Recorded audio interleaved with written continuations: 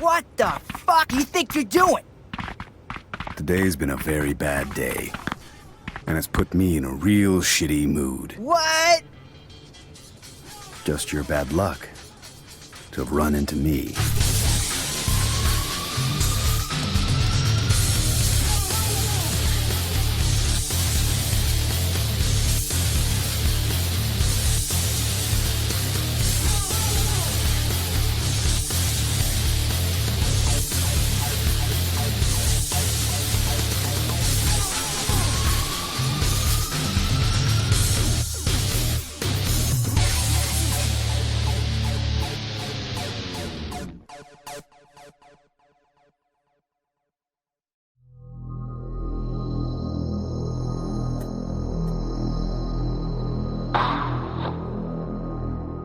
After graduating college with a degree in movie production, Toshihiro Nagoshi landed a job at Sega under the second arcade department as a CG designer under one of Sega's most iconic game designers, Yu Suzuki. The first game that he would go on to create was Virtua Racing as the chief designer, a game that's often credited as being one of the most important video games ever created, as it pioneered the foundations for 3D racing games as well as popularizing 3D polygonal graphics.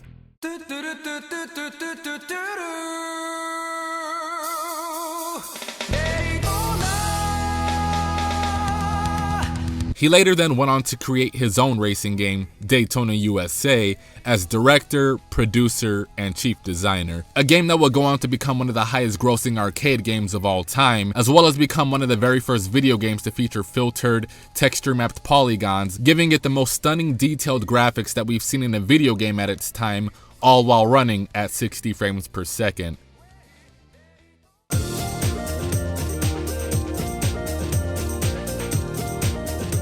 In the year 2000, Sega separated their research and development teams from the main company and created 9 different self-governing groups, with each group getting an elected president of a studio. Mr. Nagoshi was in charge of Amusement Vision, where they continued to produce arcade titles such as Spike Out and Planet Harriers, and as for the Sega Dreamcast, he would remake his very first game, Daytona USA 2001, before the Dreamcast met its unfortunate end. As a third-party development team, Amusement Vision would go on to create some of the most iconic games for the Nintendo GameCube, such as Super Monkey Ball 1 and 2, and with the help of Shigeru Miyamoto, F-Zero GX.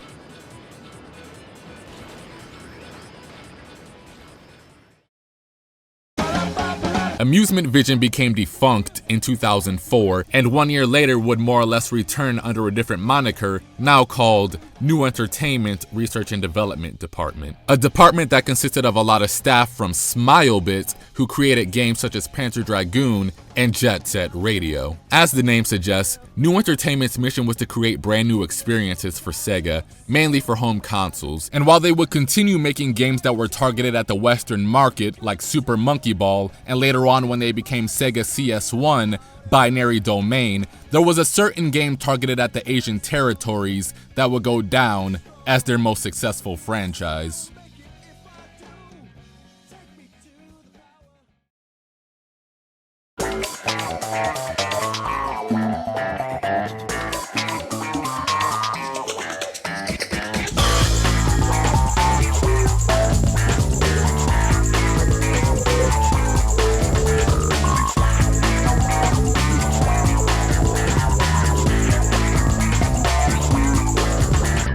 The year is 2005. Nintendo, Microsoft, and Sony were all preparing to launch their next generation consoles with the Nintendo Wii, Xbox 360, and a PlayStation 3. But Nagoshi wasn't quite ready to make the transition just yet. Sega planned to hold a special press conference on August 23rd, 2005, to announce the new details for their upcoming mystery title called Project J, which was unusual for the company since they never really held big conferences like this before, just for a single game. It was at this conference where we finally got the first details of Project J, which would then be officially titled Ryu ga Gotoku, which translates to like a dragon. At the press conference, Nagoshi took to the stage and said that their goal was to make Ryu ga Gotoku's world resemble that of the real world. Nagoshi says, "For a while now, I've wanted to create a powerful, gritty drama where you feel the sense of humanity, and after a lot of thought, this is the product that we've arrived at. Mr. Nagoshi's game was being made with adults in mind, a surprise to a lot of people, considering that Ryuga Gotoku was just coming right off of Grand Theft Auto San Andreas, a game whose controversy also spread to Japan due to excessive violence, and the fact that it was completely different than what people know him for, with Super Monkey Ball, Daytona USA, and Virtua Fighter.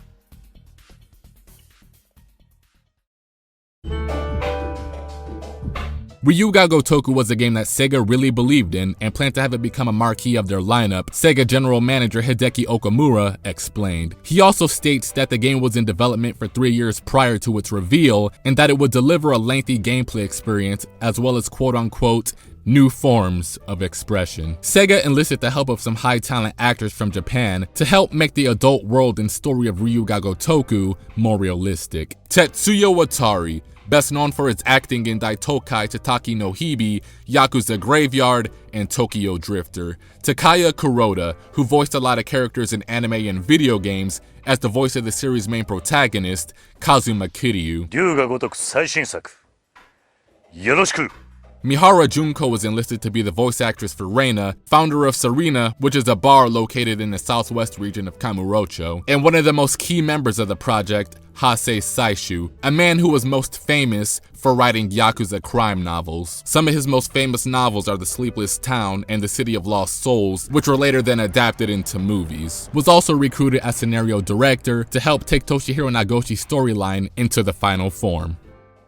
This is my cup of tea. I was really excited actually today when they were showing me like video clips of what this was. Like they had the trailer for it, and I was like, holy, I better bring my game to this now, doing the voice for this, because this is the real deal. Yakuza wasn't only looking to hire high-talent Japanese voice actors for the Japanese version of the game, because in Western territories, Sega put together an impressive English voice cast composed of famous performers such as Elijah Dushku. If this bomb explodes, the 10 million hidden in the bar will go up in flames. I won't let you have that money. I'll blow myself up and the cash goes with me. Michael Madsen. You and Nishi, you left yourselves open. I'll take the girl now. It's really a shame that you all have to die. And Mark Hamill, voicing one of the series' most beloved characters, Majima. I'm doing this because he disrespected you. All right, if you say so, but if you have kids of your own, you're gonna have to teach them a little respect. Let's go. The development team was split in two groups, one group writing the main story and the other group writing the sub-story. Wow, you're so strong. I wonder what you're like in bed.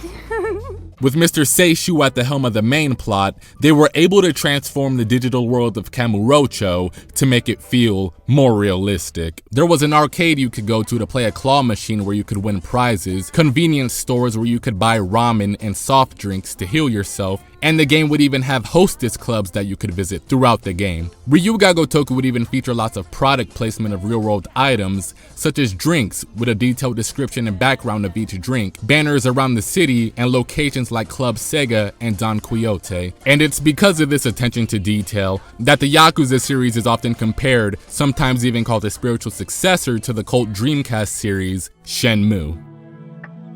This is cool.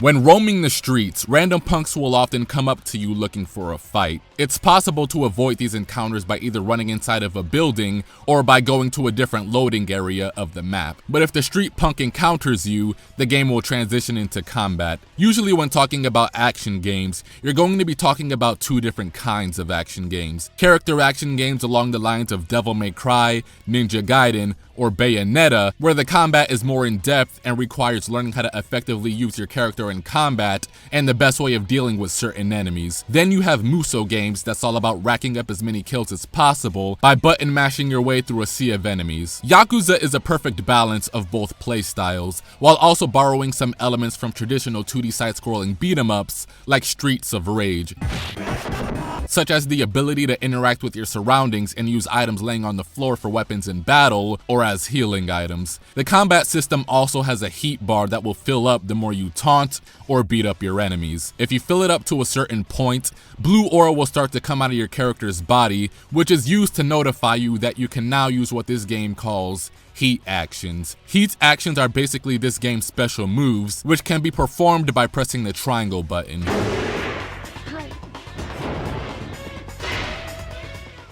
Your heat action can change based on where you're fighting on the screen, if you're holding an enemy or a weapon, or depending on the state that the enemy is in, like lying on the ground. After you beat up the punks, you're always rewarded with either items or money. You can use that money to spend it around the city of Kamurocho, however you so please. You also gain experience points after each battle. You can allocate those points to your character in either technique, soul, or the body category. The technique category levels up Kazuma's abilities in battle, the soul levels up his heat, and the body levels up his health meter. The game also rewards players that love fighting enemies and talking to other non-story NPCs in the game. For example, there's a kung fu master that teaches you new abilities for combat that you otherwise wouldn't have gotten if you never talked to this NPC before.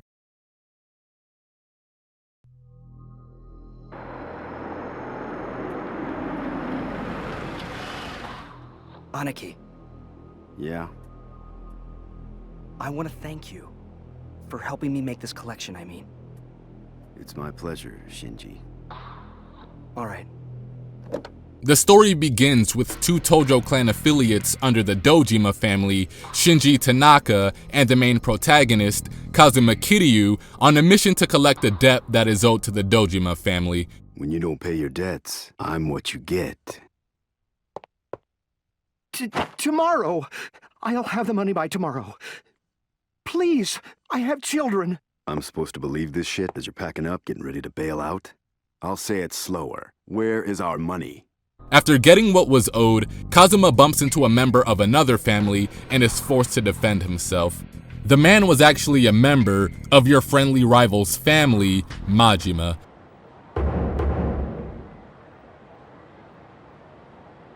Majima starts attacking the man for attacking Kazuma, but Kazuma stops him before he loses an eye. Kazuma is expected to get his own family soon, but he doesn't want to handle situations like this with violence. He's learned his lesson. Okay. If you say so. But when you have kids of your own, you're gonna have to teach them a little respect. Let's go. Yes, sir. Kazuma continues on with his plan to go to Serena to meet up with some friends. He meets up with his friend Nishiki, Reina, the bartender, and Yumi. They all grew up together at the Sunflower Orphanage and became really close growing up. Nishiki tells Kazuma that his sister was on her last operation and that she may not make it out alive. Suddenly, Yumi comes in and starts conversing with them. Have a seat.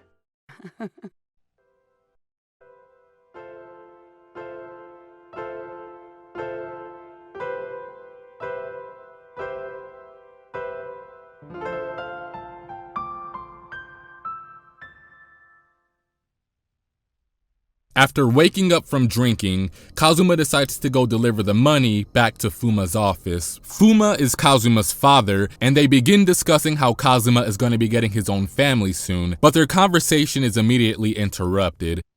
You got a call from Shinji-san.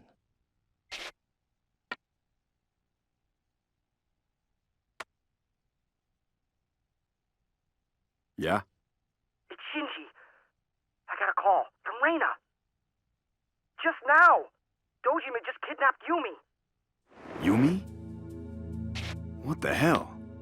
I don't know the details, but Nishiki, he went after them as soon as he heard about what happened. Nishiki? Where are they now? At Dojima's office, in the building by the theater. Got it. I'm on my way. What's wrong? It's Dojima. Apparently, he kidnapped Yumi. And there's more. Nishiki's gone to rescue her, by himself. Not good. Dojima always gets the girls he wants, no matter what. I don't know what's gonna happen if Nishiki gets in his way. I gotta get over there. No, don't. What?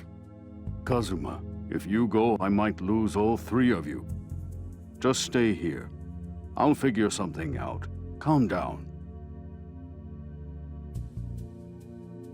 Oyabun.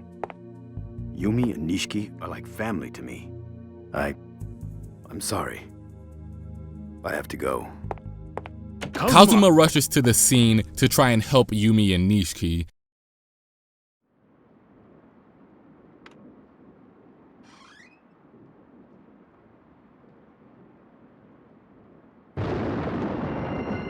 As he arrives at Dojima's office, he finds that Dojima has been killed and that Nishiki was the one that did it.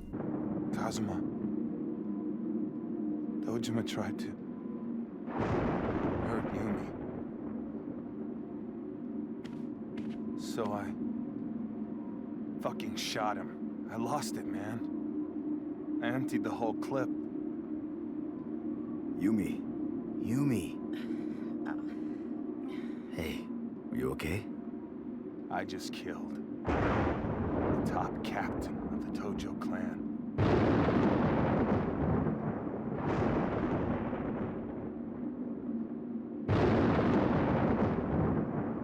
Nishiki, take Yumi and get out of here. What the hell are you talking about? You get Yumi and get out of here. What would happen to your sister if you weren't there for her? The next operation might be her last, right? How is she gonna get through it without you? That's why you need to leave right now. But you'll...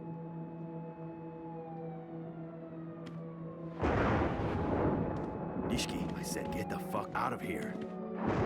Look after Yumi, please. Kazuma. Go!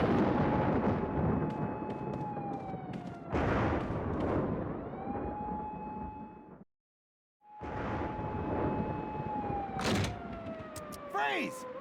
Kazuma ends up taking the blame for Nishiki and gets sentenced to 10 years in jail.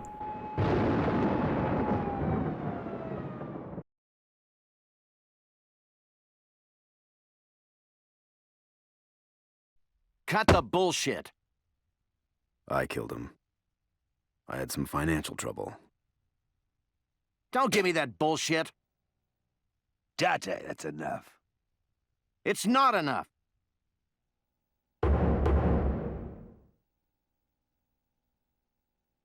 This guy's a big shot who's trying to start his own family. He doesn't have money problems. He's covering for someone. This is Yakuza business. Who cares who did it? Let's just hurry up and close this case. Shit. Detective, I had a ring on me. That ring. Can you give it to Fuma, the lieutenant of the family? And please tell him that I'm very sorry. I don't owe you any favors. I know.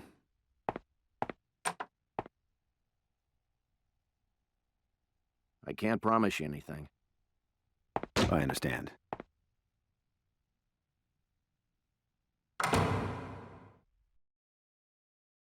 While in jail, Kazuma receives a letter of expulsion from the Dojima family for killing the Yakuza who tried to force himself on Yumi. Shinji also reveals the secret to Kazuma that Yumi has gone missing since the shooting and that the incident was too much of a shock for her, causing her to lose her memories. She lost her memory. She couldn't remember anything.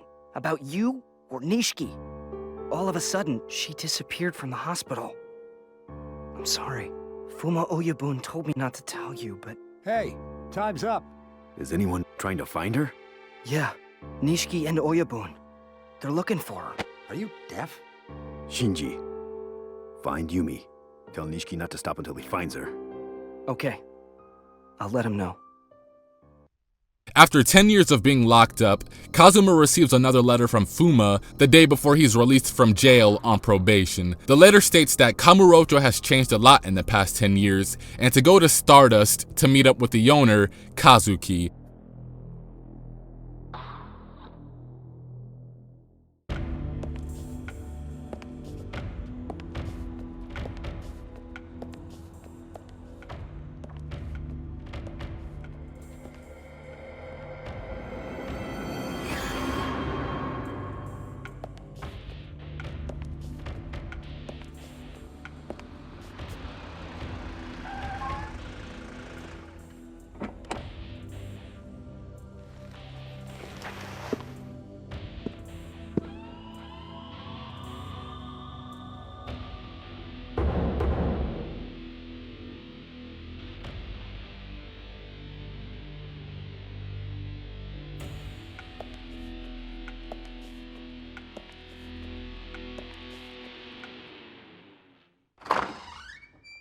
The Tojo clan is having an emergency meeting with all its family leaders, requested by Nishiki, who now has his own family. The reason for this meeting is that he wanted to ask the third chairman, Masasera, if the rumors about the Tojo clan having 10 billion yen stolen from the Todo Bank is true. Hey, who the hell do you think you are, calling an emergency meeting, Nishiki?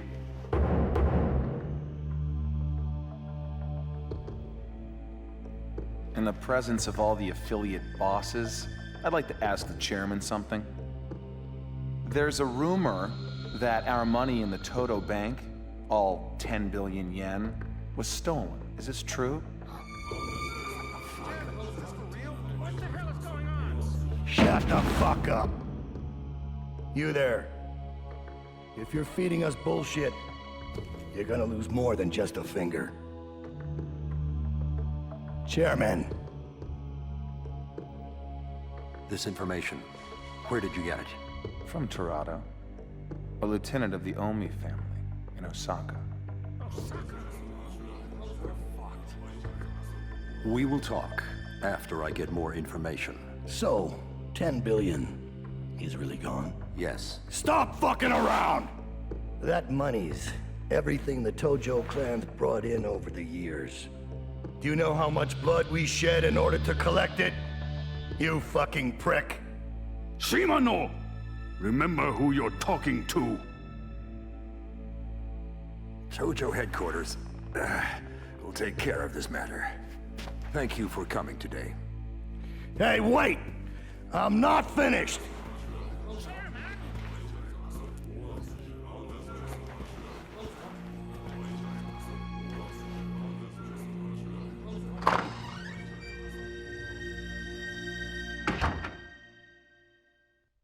As Kazuma approaches Stardust, a host who has a strong hatred towards Yakuza refuses to let him in to see Kazuki. Hey, shithead! What family do you work for anyway, huh? I bet you're from the Shimano family. We don't need to be taken care of by some gangsters. After an exchange of words and the host refusing to let him through, a fight breaks out between the both of them. After the fight is over, Kazuki invites Kazuma inside of the building to finally talk. Kazuki tells Kazuma that Fuma's connection to him is that he taught him how to do a business, and it's because of him that he was able to start his own bar. Fuma was originally going to use the bar to welcome Kazuma home, but got tied up in his own business. Turns out, Chairman Seta was murdered the previous night after announcing that the 10 billion yen had been stolen. What? Around midnight last night. They still haven't found the killer. It was just on the news. What's going on? I don't know. Tojo clan families have taken to the streets, fighting one another for territory. 10 years ago, after Dojima was killed, many of his men went over to Fuma's family, and Fuma's family was unstoppable. Other families couldn't touch them. But a few years ago, someone on the inside betrayed Fuma, causing a divide. Who was it? It was... As they're talking, a group of Yakuza start making loud noise, so they go down to the bottom floor to check it out. It was a bunch of Yakuza from the Tojo clan under the Shimano family that came in looking to extort money from the owner of Stardust. After refusing to give the money to them, a fight breaks out. I just realized. You're the one who was sent to the pen for killing Dojima. This is gonna be a great gift for our Oyabun. Kazuma-san! Shit! It's Tanaka! Shinji. What the fuck are you doing here? I don't think this is your territory, asshole. Next time, I won't be so nice. After taking care of the Yakuza, they continue on for where they left off. The culprit behind the betrayal of the Fuma family and the murder of Masaseta was none other than Nishiki, with assistance from a guy called Terada from a family based in Osaka, Japan, called the Yomi family. Fuma had a suspicion that Nishiki was up to no good, since this is no longer the same Nishiki as the one from 10 years ago. The funeral for the third chairman of the Tojo clan was scheduled for the next day. And despite being expelled from the Tojo clan, Kazuma is determined to meet Fuma and find out exactly what happened. Shimano's beaten up soldiers from the fight at Stardust report back to Shimano to tell him that Kazuma Kiryu has returned from prison. I see. Kazuma has returned. But as punishment for losing to Kazuma, he cuts off 2 of the soldiers' fingers. Since I'm in a good mood today, I'll just take 2 fingers from you. The day of the funeral has arrived, and Kazuma and Shinji come up with a plan to sneak into the building. This section of the game turns into somewhat of a stealth game. You're required to walk around carefully and avoid the NPCs that are walking around back and forth. You have to find a way to reach the reception desk to sign in and answer the questions correctly. If you get caught, the characters will say that you look suspicious and kick you out. Get him out of here!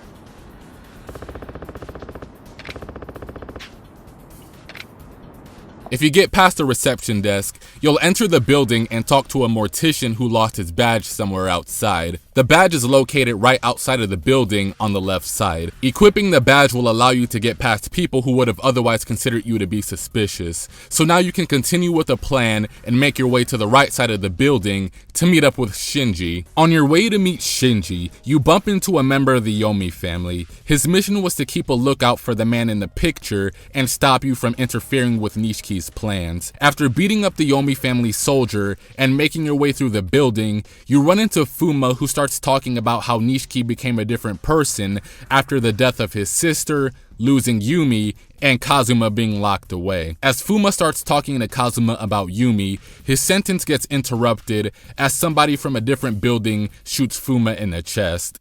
I have one more thing I need to tell you. It's about Yumi. Yes? I heard she was missing. That's right, but Yumi... Oyabun! What?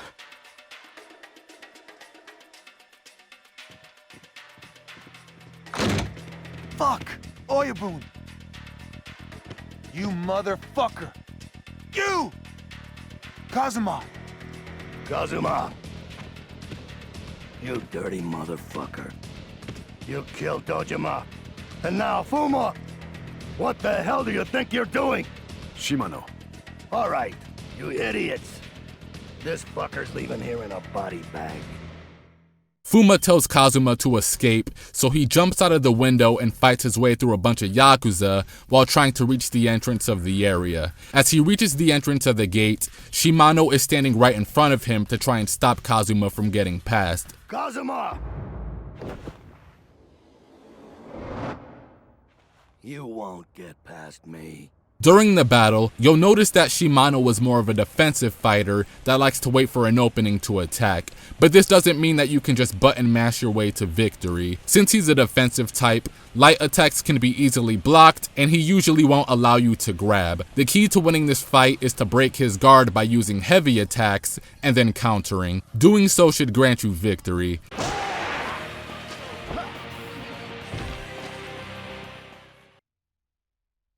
After defeating Shimano, Kazuma runs for the exit and notices from the corner of his eyes that Nishiki was there observing his escape. Once he exits the gate, a bunch of Yakuza are still trying to stop him, but a car comes out of nowhere to help Kazuma escape. Get in!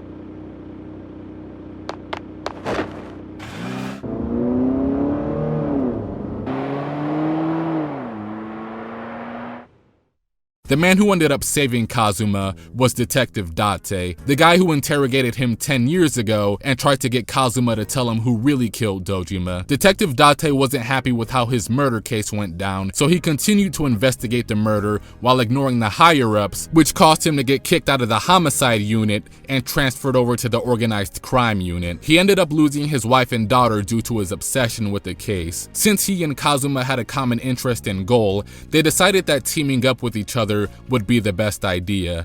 Take this. Cell phone. Even 10-year-olds have them nowadays. I'll investigate the missing 10 billion. You look for the girl, Yumi. I just know the two are related somehow. So, why don't we cooperate? I've heard worse ideas. I'm in. So, you got any leads?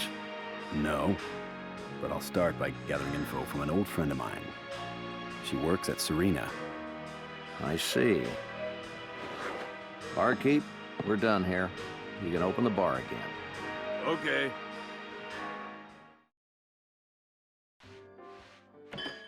Welcome. Oh. It's been a long time, Reina. Kazuma-chan. Reina tells Kazuma about the events that transpired since the time that he's been locked up. She informs him that Yumi has a sister called Mizuki that Yumi never had a chance to meet because she was in an orphanage before Mizuki was even born. Reina gives Kazuma a lead and tells him to go find a bar called Aries. He would be able to find the location by talking to the bartender of Bacchus.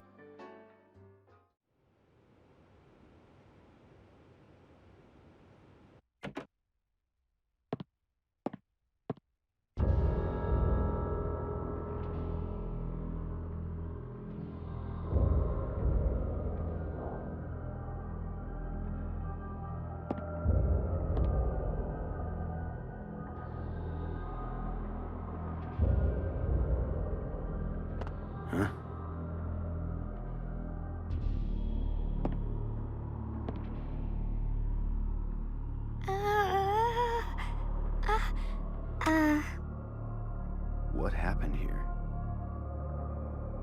When I came in, everyone was dead. Why did you come here? I was looking for my mother. I went everywhere and I heard about this bar. What's your name, little girl?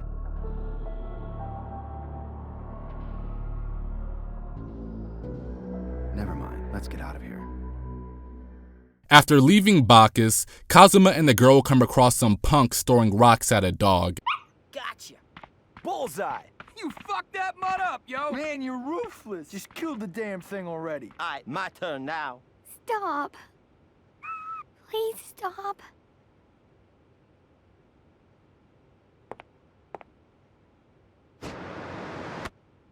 Kazuma decides to step in to protect the dog and fight off the punks. After defeating the punks, the girl starts to tell Kazuma more about herself. She tells him that her name is Haruka and that she left the orphanage to go look for her mother, but hasn't had any luck in finding her. But at the moment, she's currently more concerned about the puppy, so she sends Kazuma out to go and find some dog food to save the puppy. After going to the convenience store and buying some dog food, you save the dog's life and Haruka begins to give you some more details. You said you lived in an orphanage. Yeah, Is your mother really in this city? maybe. That's what her letter said. But I've never even met her. So what are you gonna do now? Is there anyone you can go to around here? All I have is my mother and my Aunt Yumi, so... Yumi? Yeah, she's my mother's older sister. She always gave me letters from my mother. Hey, you alright? I'm tired. Detective Date calls Kazuma to get an update on the situation. After Kazuma tells him about Haruka and how everyone from Bacchus was murdered, Detective Date tells him to go back to Serena so that Haruka can be put under police protection.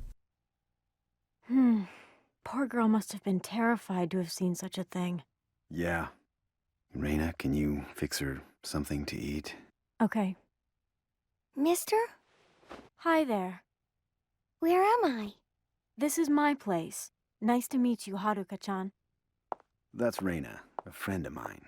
After waking up and asking if the dog is okay, Haruka begins telling Reina and Kazuma more about herself. She comes from the Sunflower Orphanage, and Yumi is her aunt that drops off letters to the orphanage every month for her. She also tells Kazuma and Reina that her mother is Mizuki, and that she knows the location to where Ares is. So without much of a choice, Kazuma decides to take Haruka to go to Ares.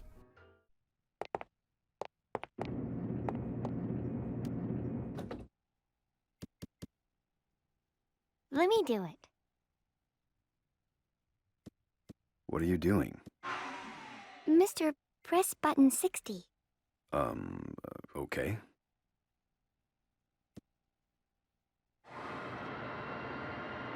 I would never have guessed. A PIN number. My mother told me. She wrote about it in a letter. It's one of the bar's special secrets.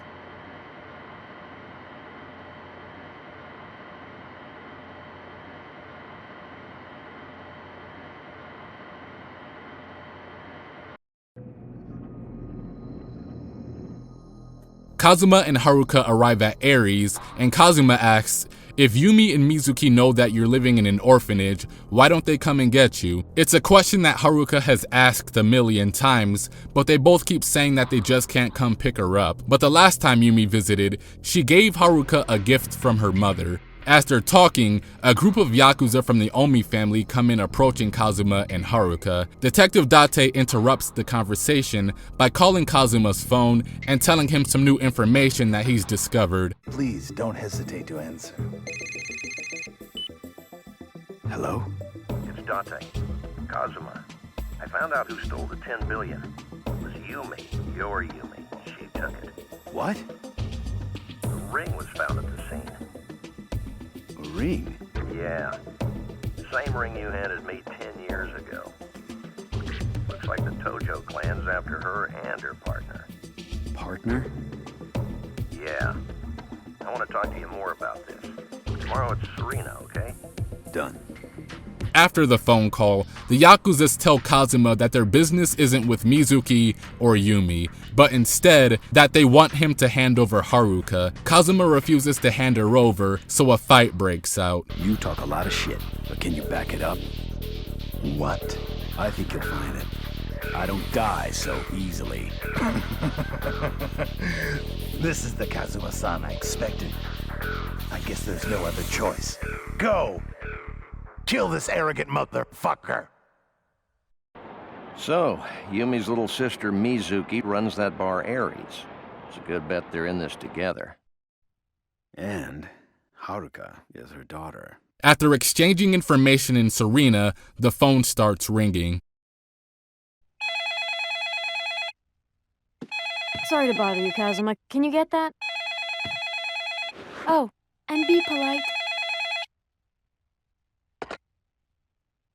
Hello, Serena. Aniki. Is that you? Shinji? I'm glad I got a hold of you. I've been trying so hard to reach you. Sorry. So, what's going on? Actually, right now, I'm on the run with Fuma Oyabun. What? After he was shot, I took him to the hospital, but he's still unconscious.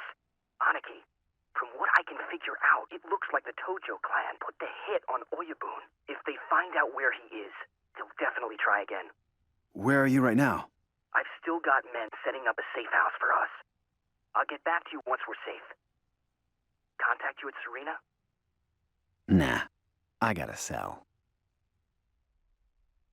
The next objective is to go to Purgatory. Purgatory is home to some of Kamurocho's most shadiest people. It's an underground place that consists of gambling and leisure. There also exists a battle coliseum where fighters and criminals from all across the world come to compete in death matches. It's also the home of the information broker known as Kage, the florist of Sai. Kazuma goes to Kage looking for assistance, but he doesn't have enough money to get the information out of Kage. So Kage gives Kazuma an opportunity to get the information that he needs.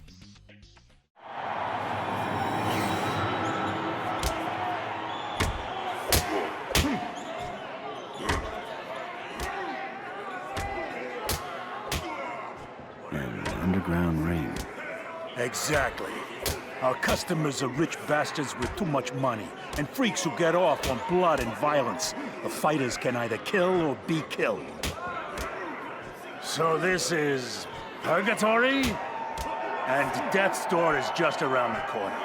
So what is this work that only I can do? You have to win 3 matches in a row. If you can do that, then you will have earned your information, Kazuma.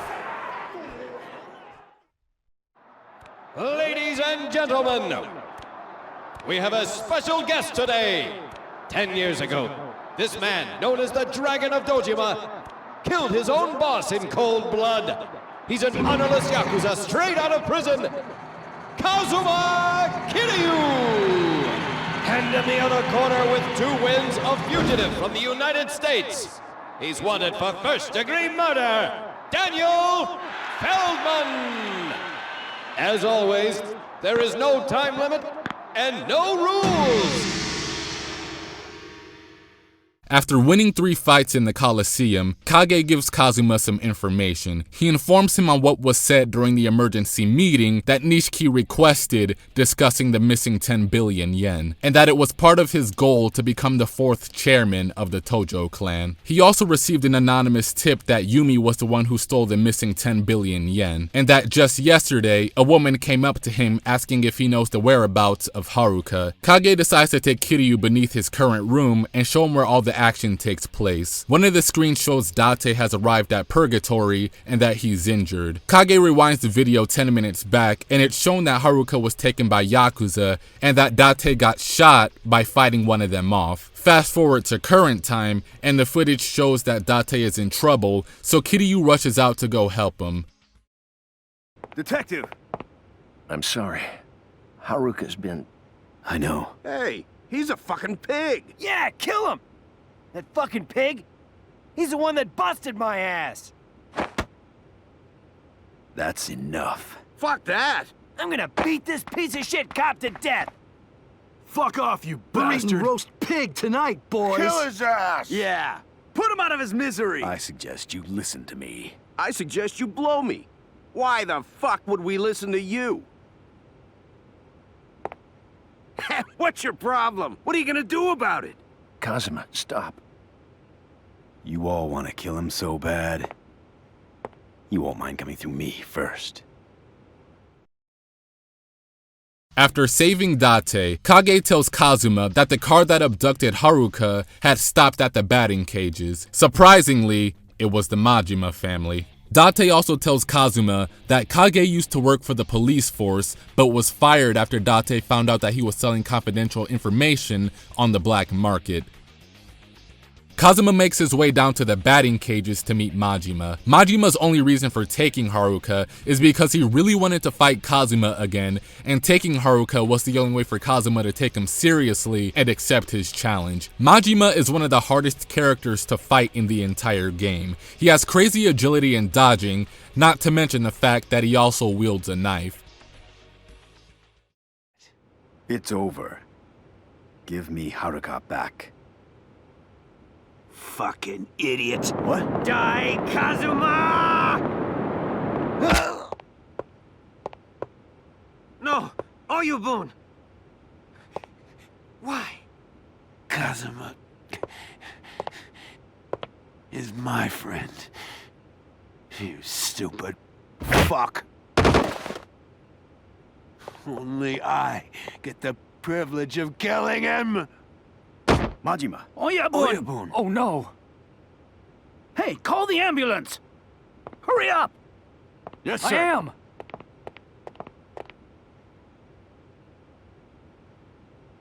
Mister? Haruka. I was scared. So scared.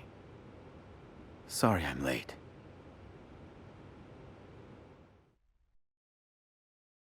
After retrieving Haruka, the game decides to put the main story on pause to tackle some sub-stories. The first sub-story revolves around Kage and his son, Takashi. Takashi was part of a gang and tried to leave it, but the gang didn't like that, so he's on the run from them. Tagging along with Takashi is his girlfriend Kyoka, who stole her father's money, who's a Yakuza, and ran away from home. Kyoka's father put a hit on Takashi since he thinks that he's the one that put the idea of running away in her head. Takashi decides to get on his knees and beg that he spare them and let them live, and promises to give Kyoka a good life. Takashi passes the test, and the Yakuza allows them to go on with their lives. The next story revolves around Detective Date and his daughter, Saya. Saya loans money to a host named Shota at Stardust so that he can pay off his debt, but in the process, Shota was only using her to extort money, so Saya ends up going in debt as well. And the only way for Saya to pay back the money is to start shooting adult videos. After Date rushes after Shota's boss,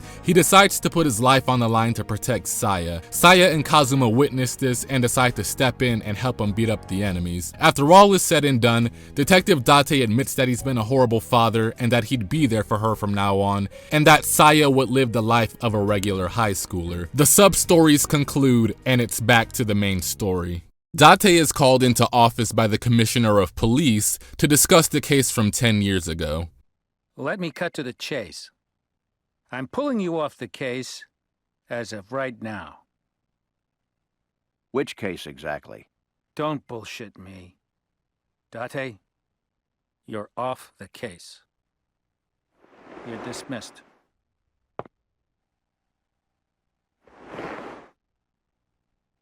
I've got to go. Hey, Date.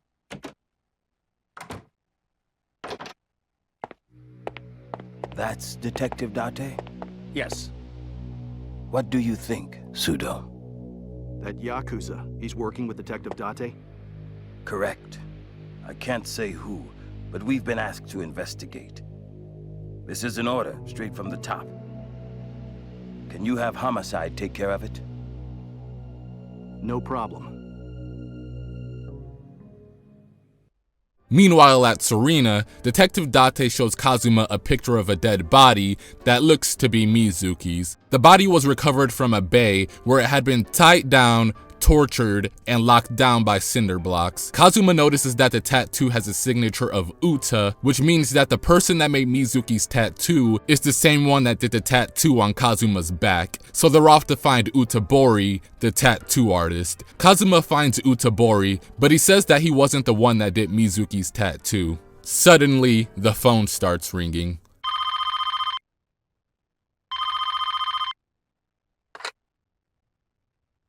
Hello. Ah, it's you. Yeah, he's here. It's Nishiki. What? Yeah? It's been a long time, brother. How did you know I was here? When you have power, the information you need simply finds you. When there's something I want to know, I can get it in no time. Have you seen Mizuki's body yet? What the? I'd like to talk to you in private. Tomorrow, 10 p.m. at Serena.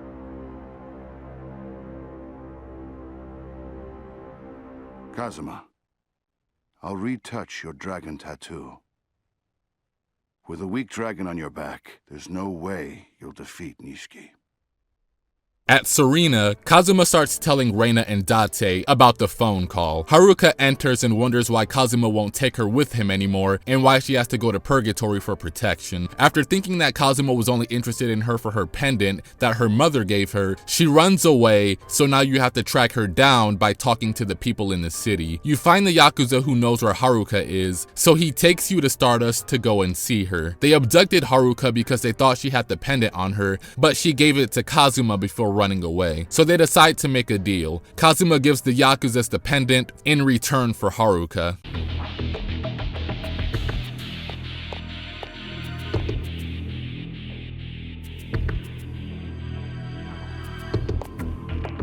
Stop. Stop right there. I want you to throw the pendant to me right now. Haruka, I'm sorry.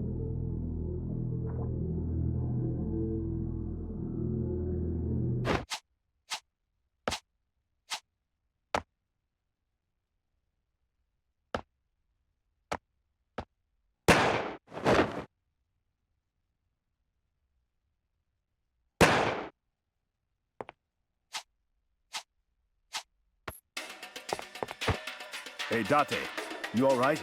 Yeah, but Haruka... Shit. It isn't deep, but she got hit.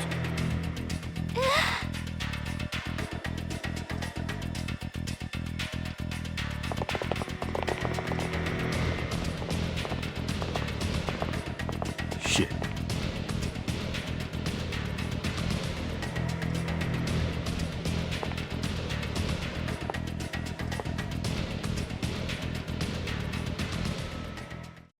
After the fight is over, Kazuma decides to tell Haruka about the situation regarding Mizuki. Haruka, I want to apologize to you about something. I want you to listen to me very carefully. Okay.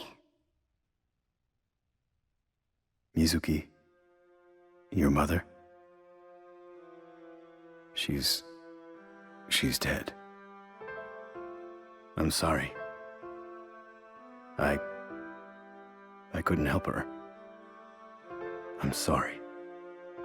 I'm so sorry, Haruka.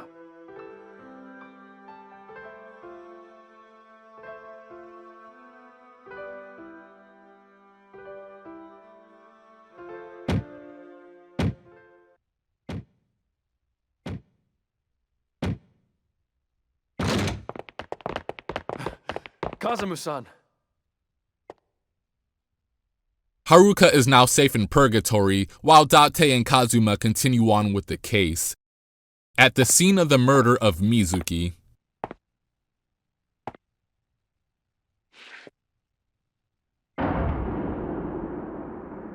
Date. Sudo. What's a Section 4 detective doing here? This is a homicide scene, you know. You're right. I'll be on my way. 10 years ago, I looked up to you. Precise investigations, attention to details, and a passion for solving each and every case. You were one hell of a detective. But look at you now. I can't make any sense of what you're trying to do. What are you trying to say? You know, I've been watching you and your partner. Take my words as a warning, sir. Sudo, you'll never fully understand what's really going on. Date suggests that since you have a lot of time before the meeting with Nishiki, that you should spend that time having fun around the city with Haruka. The game introduces Haruka's trust, which can be leveled up by winning prizes for her at the claw machine, taking her out to buy food, taking pictures with her, and even participating in a short side story involving gambling. Okay, place your bets. Evens. Girl's got a little gamble in her. Evens. After spending time with Haruka, he drops her off at Purgatory so that he can finally meet up with Nishiki.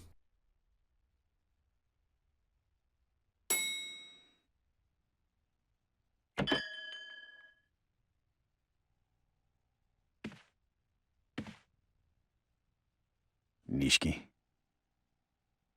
It's been too long, brother. Raina, give me a drink. Okay. It's been 10 years since I had a drink with you. Yeah. I'm sorry that I didn't visit. I've been kind of busy. So I've heard. Kazuma, I need that 10 billion yen. Give me that kid you've been babysitting, and her pendant.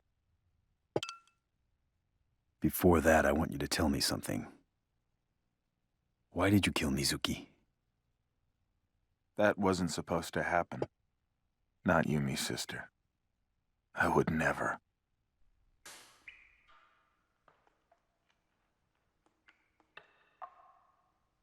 Oh, Oyabun. What are you guys doing in here?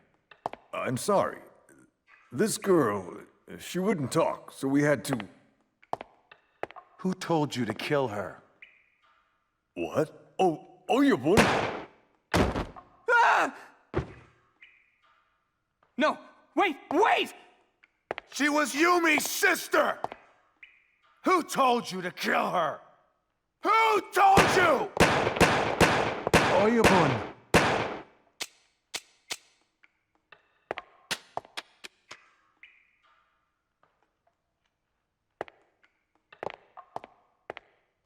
Oyabun, leave it to us.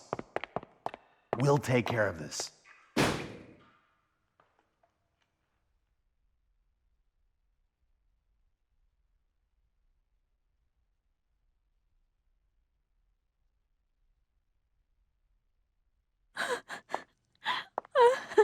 For 10 years, I've been searching for Yumi.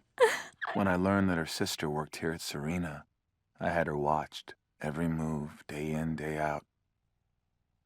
Every day hoping Yumi would show up. Is that how you found out about Haruka? It was fate, really. Her growing up in Sunflower Orphanage. The same place you and I came from. Then Mizuki opened Ares. She disappeared soon after. Into thin air, just like her daughter. Suddenly, 10 billion yen goes missing from the Tojo clan. However... That's... Yep. It's Yumi's ring. We found it at the crime scene.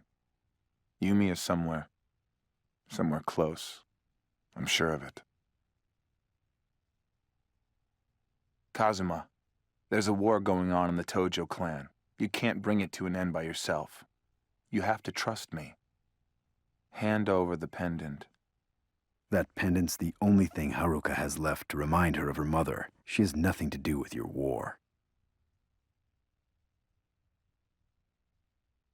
You haven't changed, have you?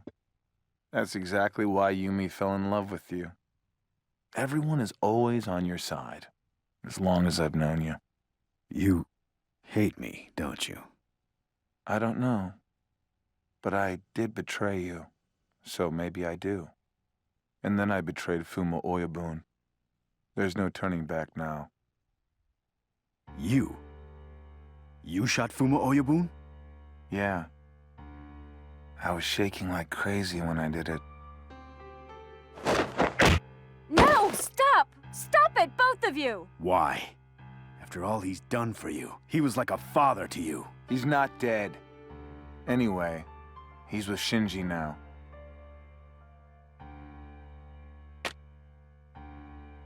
Oyabun, we're here.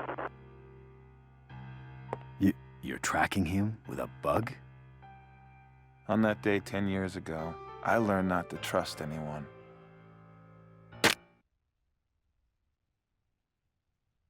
I'll keep doing things my way until I'm at the top of the Tojo clan. If you don't hand over Mizuki's daughter to me, I'll be forced to do things I don't want to do. Do what you need to do, but I'll never hand the girl over to you. I won't let you get her involved in this. Never. Can't turn back the clock. I was hoping that we could work together again. But I see now. We are brothers no longer. Why did things turn out this way? Why? Tell me why!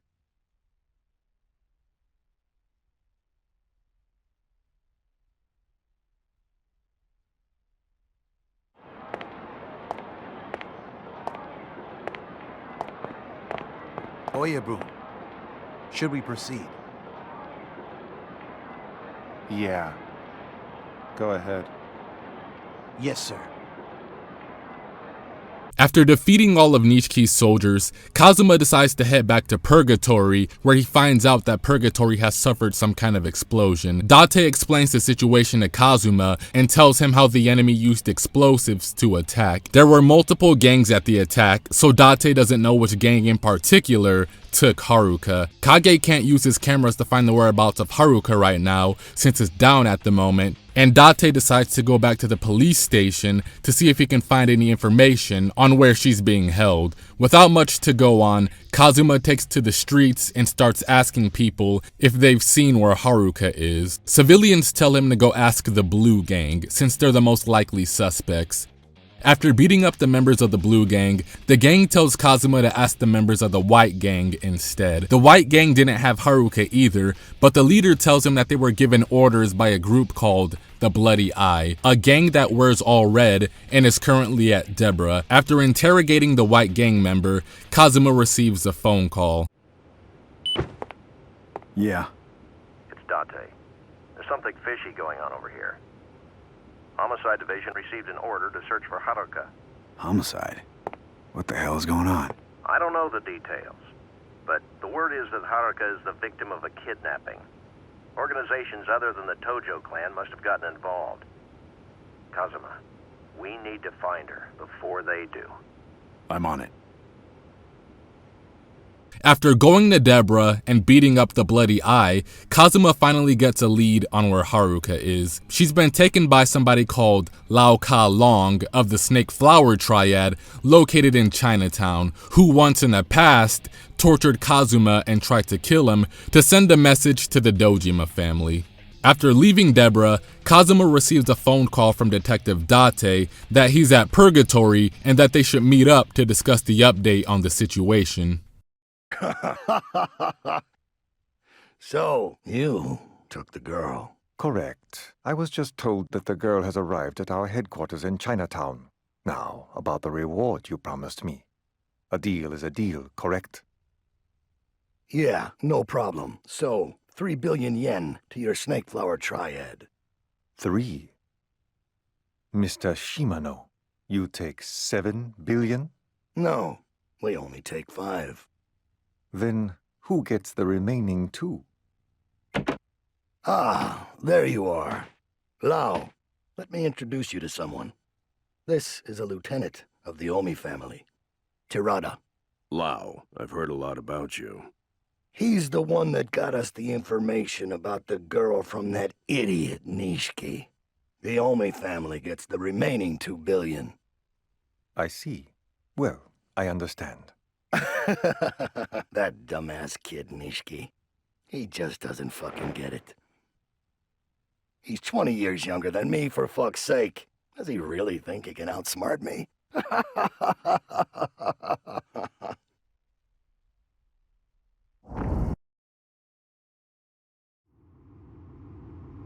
Lao Ka Long. I didn't expect the Snake Flower Triad to get involved.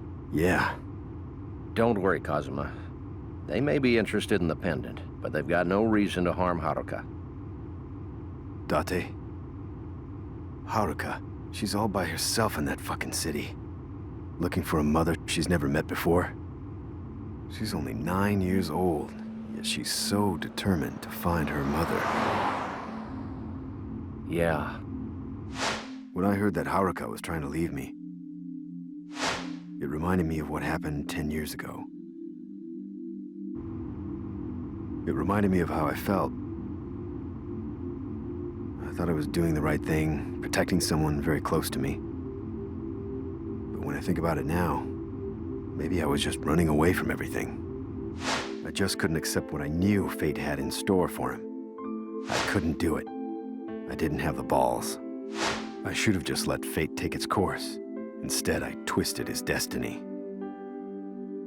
But then sometimes I think I was right to fight against destiny. When you're protecting something important to you and the situation becomes desperate, you'll jump over any hurdle, no matter how high it may be.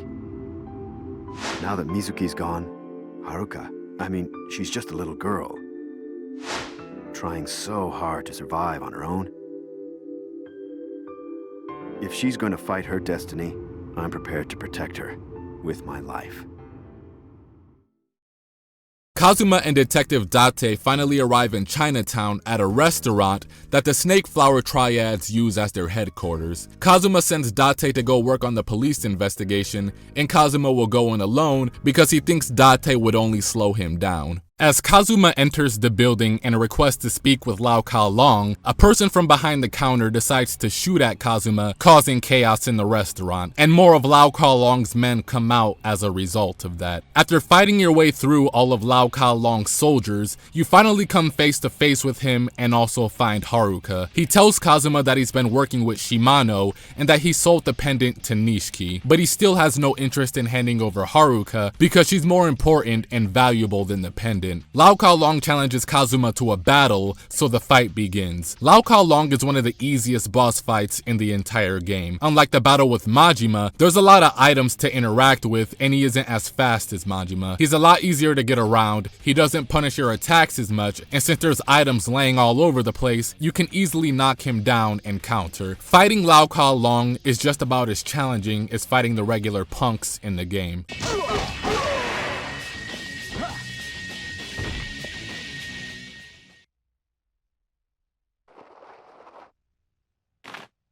Uncle Kazuma, I'm sorry.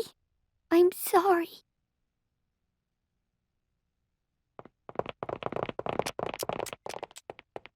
Kazuma Kiryu, you're under arrest for kidnapping. What the hell do you mean, kidnapping? Pseudo, you saw it with your own eyes. She wasn't abducted by him. That's not the point, Date-san. What? Whatever happens, Kazuma will not be released.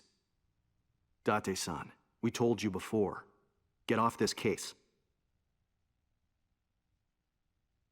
Excuse me.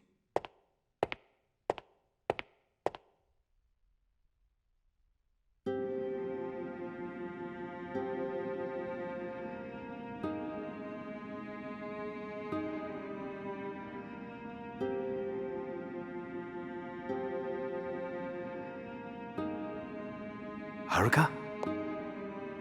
Haruka? Uncle Kazuma. Haruka. I'm sorry, Uncle Kazuma. It's all my fault. I really wanted to be with you. But I didn't want to cause any more trouble for you. Don't be silly. You could never, ever cause me trouble.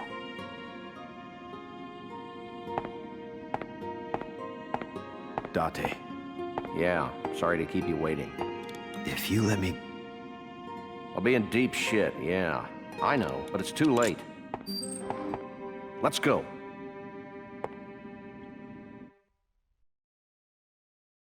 After driving down the highway, they notice that some cars have been tailing them since they left the station. The Snake Flower Triad starts firing shots at the car, so Detective Date hands Kazuma a gun to shoot off the enemies, while Date drives. The game transitions into an on-rail shooting game like House of the Dead, where Kazuma will stay in one place and you have to shoot the enemies moving towards you. Shooting the enemies is fairly simple. All you have to do is get the reticle inside of the purple lines, in which it will show a green circle, letting you know that the shot will hit if you decide to shoot. After the shootout on the highway, you get your phone back from Date, and there's a message from Shinji that states that somebody close to Kazuma has been leaking information, and because of that, Nishiki knows your every moves. So Kazuma tells Date to go back to Kage's hideout in Purgatory so that they can find out who's been leaking the information. Kazuma begins putting pieces of the puzzle together to see who's been leaking information to Nishiki. After having an idea, Kazuma tells Kage to rewind the video 4 days ago at Serena and play it from after he left the building. I'm gonna step out for a bit. Be careful.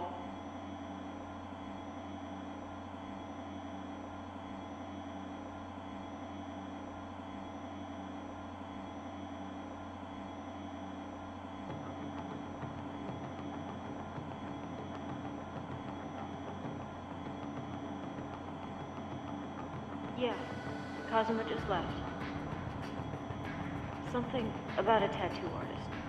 Yeah, Udagori. Alright. I got it. Bye. It was Reina. No. It can't be. Kazuma. Just before you got here, a woman came by looking for Haruka. Yeah? That's the woman.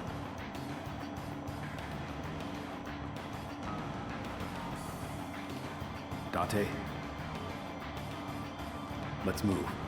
We're going to Serena. Kazuma, Date, and Haruka arrive at Serena, and Kazuma finds a letter that's been left on the counter. Dear Kazuma, if you're reading this letter, then you probably already know. It's true.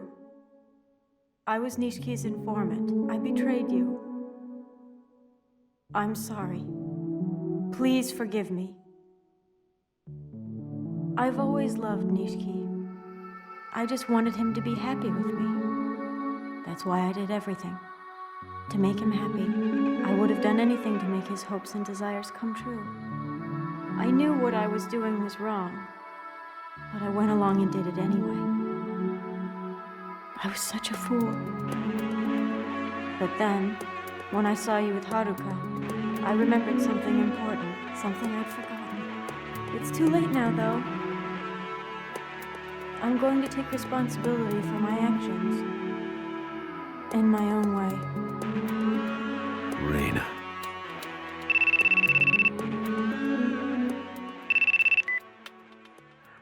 Aniki. Shinji. What happened? It was Reina. She's the one who's been betraying you all along. Yeah. I just found out. Reina invited Nishiki Oyabun to Serena and tried to shoot him. What? She's with me now. We're trying to get away. Shinji, where are you at? I'm not too sure. I see the Millennium Tower in Purgatory. Shinji, stay right there. Don't move. And whatever you do, don't die. They don't have a clear location on where Shinji and Reina is, but blood spots outside of Serena leave a trail, so they follow the trail of blood to find them. As Kazuma follows the blood, it leads him to a multi-purpose complex building. One of the Yakuza keeping a lookout receives a phone call that Kazuma should be on his way to the building and to keep a lookout. The Yakuzas find Kazuma, so he fights his way to get through all the different floors until he makes it to the very top of the building. Stop right there. Aniki.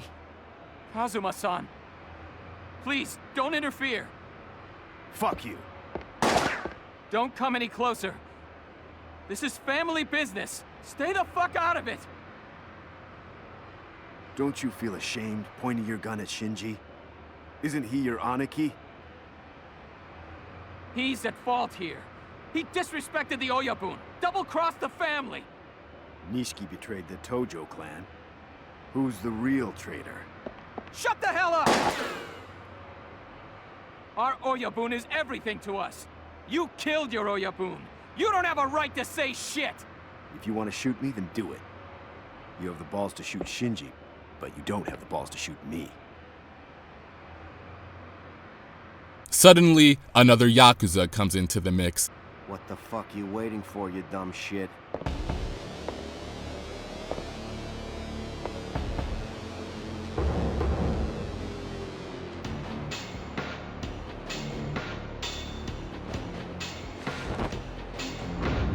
Reina!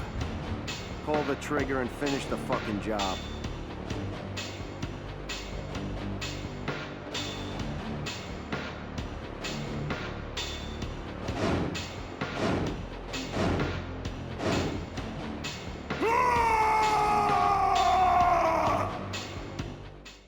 Kazuto is one of the hardest bosses to fight in the entire game, if not harder than Majima. He's about just as agile, but he also attacks in low positions. He uses a gun, so he's also a ranged fighter, and you also have two other Yakuza backing him up in the fight. It's a challenging fight, but the area has healing items and items that you can use for weapons in combat to overcome him.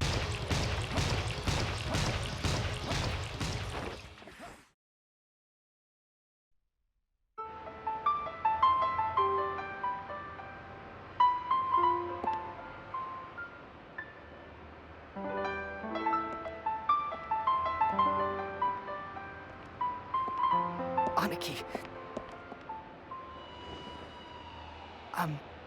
I'm sorry. I couldn't. Shinji. I asked a girl named Akami to watch after Fuma Oyabu. She's my girl. Got it. Akami, right?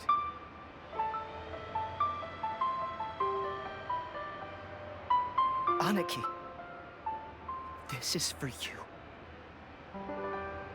Shinji. Shinji. Shinji? Shinji!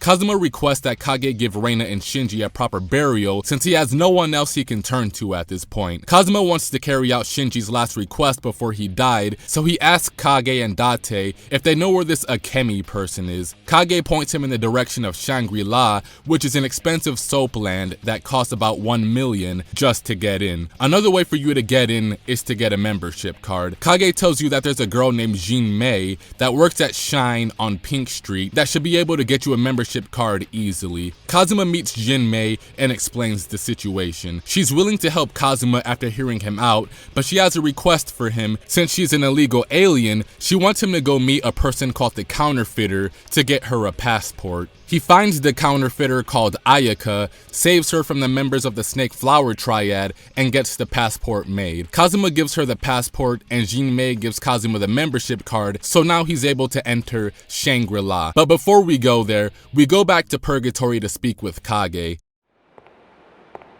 Kazuma, you might want to hear this. What's that? The corpse that was found in Tokyo Bay? I did a little research on it and found out some interesting details. The body was of a girl who used to work at a bar called Perry's in the Champion District. Also, her name was Mizuki too. There's a possibility that she had a connection with the Mizuki you're looking for. Why don't you go check for yourself? Perry's. Name rings a bell. Kazuma arrives at Ares, where he finds out that the owner had one of his hostess to portray herself as Mizuki, and Kazuma tells him what happened with the fake Mizuki. You mentioned Mizuki. What do you mean? You know something about Mizuki? The girl you call Mizuki was murdered. What? Are you serious? You paid so much attention to detail, even down to the tattoo. The guys that took her actually believed that she was who she pretended to be. The girl didn't know a damn thing about the real Mizuki. It's really quite sad. No. It's all my fault. I had her get that tattoo. I didn't realize something like this would happen. Oh.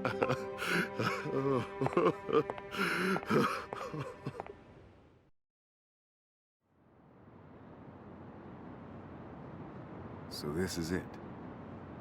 Shangri-La.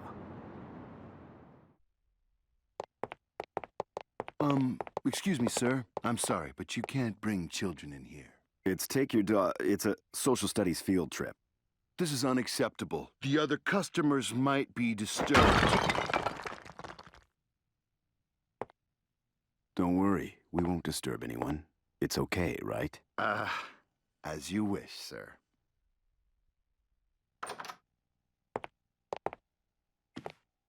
Welcome. I'm Akemi.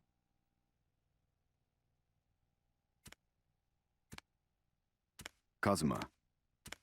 Shinji might have told you about me. You're... Kazuma? That's right. That means... Shinji is... I see. Last time I saw him, he told me that if anything happened to him, you might stop by to see me. He was always joking around, but that time he was serious. I see. Shinji-chan's dead. I thought it didn't feel right. I mean, out of the blue. He asked me to marry him. As soon as he was done taking care of business. I'm really sorry.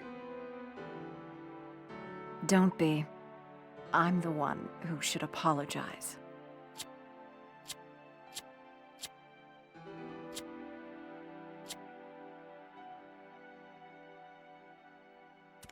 Fuma-san. He was here, but a friend of Shinji's came by and took him away. Who was it? Terada-san from the Omi family. The Omi family? Was he really a friend of Shinji's? Yeah. Shinji trusted him. That's why Where are they now? in Shibaura. He said that he was taking him to a ship at the wharf. I see. Oh, and one more thing. Yeah? Shinji said, other than the 10 billion, Nishiki is also after Chairman Seta's last will and testament. Supposedly, it contains the appointment of the fourth boss. A will? That's what Nishiki wants. So you're telling me Nishiki is trying to get a hold of it and destroy it? That's what Shinji said. What the? Let's fuck this shit up! As they're having the conversation, Majima decides to ram the truck into the building randomly, and of course, his only reason for doing this is that he really wanted to challenge Kazuma in a fight again. Detective Date tells Kazuma about the FBI and that Jingu is making some big moves. Date also has suspicion that the police were working together with Jingu. After exchanging information, they set off to go to Shibaura. They arrive at Shibaura Wharf and get off the boat to meet up with Fuma, but first they encounter Terada. Good evening, Kazuma-san.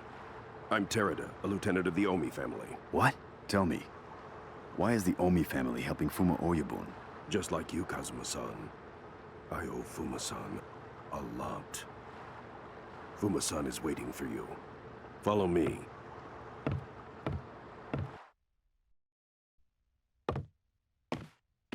You made it. Kazuma.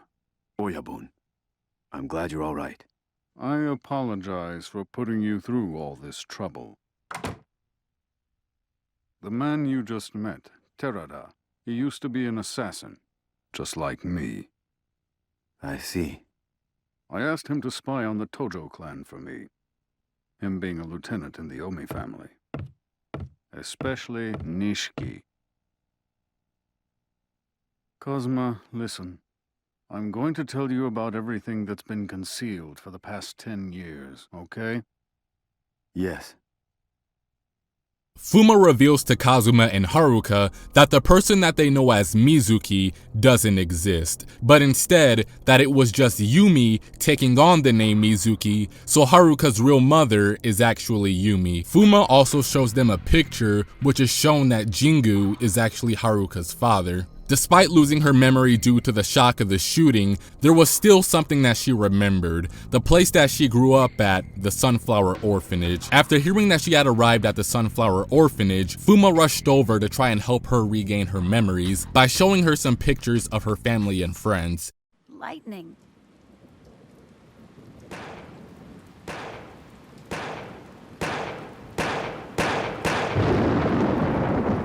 No! What is it? I don't know. I don't know, but... After seeing her reaction to the picture of Nishiki, Fuma immediately knew that Nishiki was the one responsible for killing Dojima. As they continue talking, Fuma starts telling them about how Jingu and Yumi met. Jingu was trying to get involved in the political world. Seta was the man behind the scenes backing Jingu. Jingu met Yumi and fell for her. Since Yumi had no recollection of her past, it wasn't hard for Jingu to fill that spiritual void that she was feeling. I couldn't do anything about it. I thought that if she could live happily with Jingu, she could escape the world of organized crime. I thought maybe it was an opportunity to change her future. With that in mind, I felt that Yumi could be happy spending the rest of her life with Jingu. Then Yumi and Jingu had a child, Haruka. One day, Jingu received a marriage proposal from the Prime Minister's daughter. That's when Yumi decided to leave him, since they weren't officially married. She did it for Jingu. But that decision started the House of Cards toppling. Jingu had acquired power through marriage and not of his own accord. So in order to maintain that status, he became ruthless, all the while justifying it to himself. After their breakup, I was looking after Yumi and Haruka. Then one day, Sera received an urgent call from Jingu. Jingu ended up killing a reporter that was going to expose the truth about Haruka and Yumi, but Jingu still wasn't done. He also put a hit on Haruka and Yumi's head so that he could protect his future.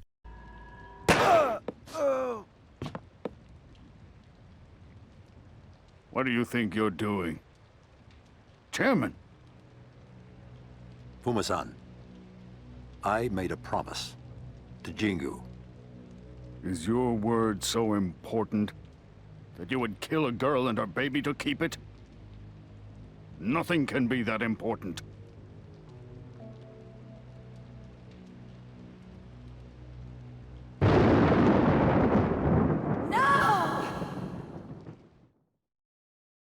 After saving Haruka and Yumi, Fuma and Chairman Sera came to a conclusion that Haruka would live under his protection at the Sunflower Orphanage, and that Yumi would work at a place called Ares and change her appearance and her name to keep her safe. Fuma tells Kazuma that the 10 billion yen wasn't actually the Tojo clan's money. Instead, it was Jingu's. Suddenly, their conversation is cut short. Fuma-san, the Shimano family is outside. It's not safe here. Damn Shimano! That crazy bastard! After the explosion, it's shown that the boat has become a war zone for Yakuza, and that Kazuma is the main target. You fight your way through the first batch of Yakuza on the boat. After that's done, Shimano demands that his soldiers blow up the boat by tossing grenades on it.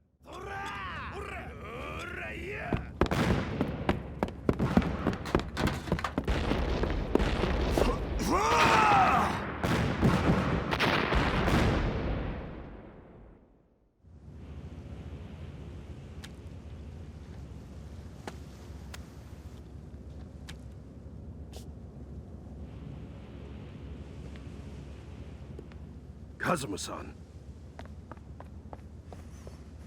Are you okay, Uncle Kazuma? Yeah, I'm fine. Too close for comfort, though.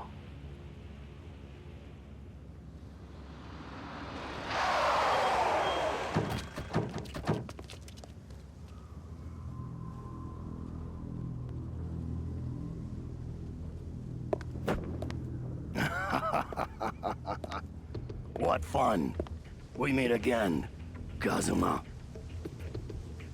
And Fuma. You sneaky fuckers. Shimano! Tirada, you pretended to betray Nishiki and take sides with me. But I saw right through your deception. I've been watching you the whole time. And? You and Nishiki. You left yourselves open. I'll take the girl, if it's all right with you. It's really a shame that you all have to die. Shimano! What? It's you that left yourself open. Fuck you. Hey! What's this shit? Oyabun! Kashiwagi.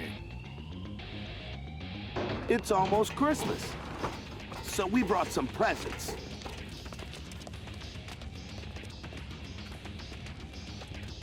Kazuma, looks like you've been having one hell of a time. Yeah, so do you. Huh? Looks like the Fuma family grew a set of balls. All right then! Let the massacre begin! Shimano challenges Kazuma to a battle, and the fight begins. The same rules for the first encounter with Shimano remains the same. The only difference here is that Shimano is fighting alongside other Yakuza, and that he wields a sword. But the fact that he comes to the fight with a sword makes the battle fairly simple. Once you knock out the sword from his hand, you can pick it up to do some heavy damage without the need for comboing. Shimano will do a desperation attack where he'll try to run you over with a car. If you get past that, with 1 or 2 more hits, the fight is over.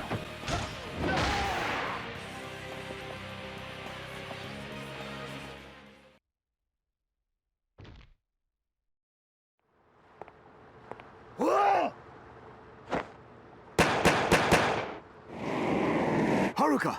Oyabun!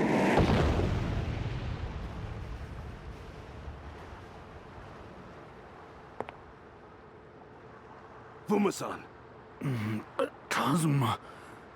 Oyabun! Haruka. She's safe? Uncle Fuma. Oyabun. About the 10 billion. Listen. Tanada-san, call an ambulance. Okay. Kazuma. It was Yumi. Sarah and I. We took the money. What? Jingu's 10 billion. He was using the Tojo clan to launder dirty money. Money laundering. That's right. In order to bring him down, we needed the 10 billion. And Yumi. She volunteered to help us out. Yumi did? Hurry up and get to Ares. Kazuma. Yumi is in danger. Ares? Yumi's at Ares?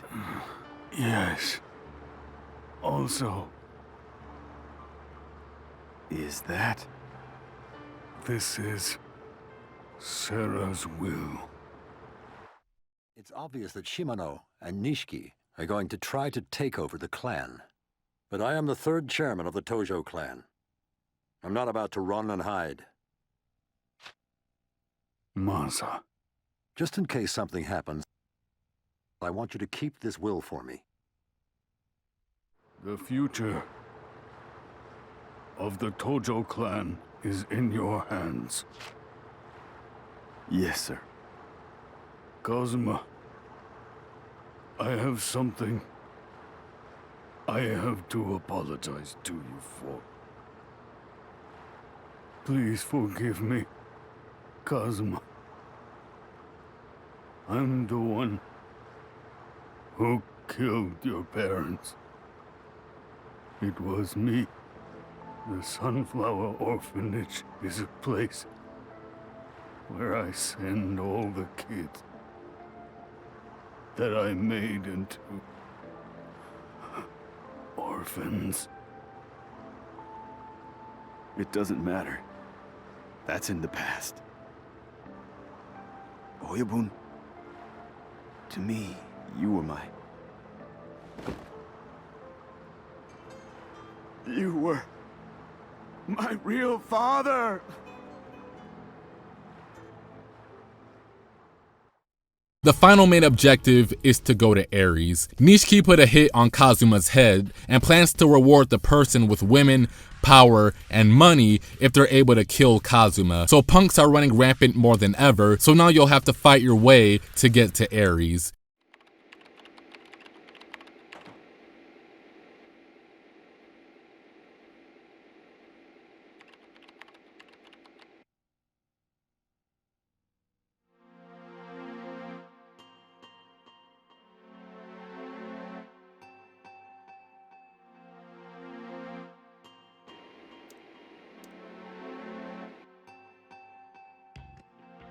What do we have here?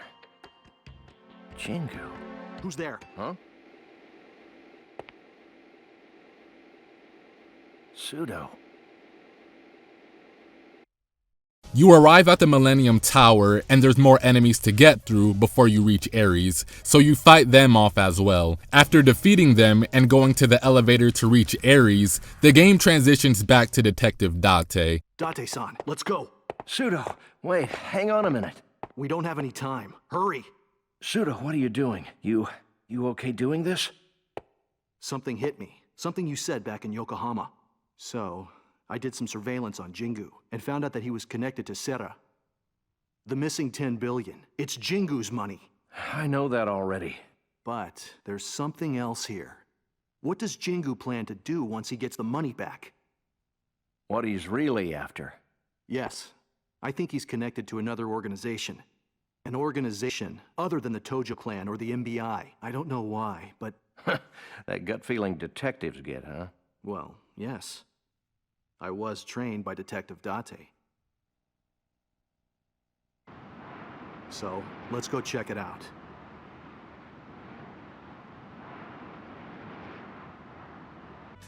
You finally arrive at Ares, and the girl who was said to be Mizuki, Yumi, is standing there happy to finally meet Haruka and Kazuma again. Yes, I know.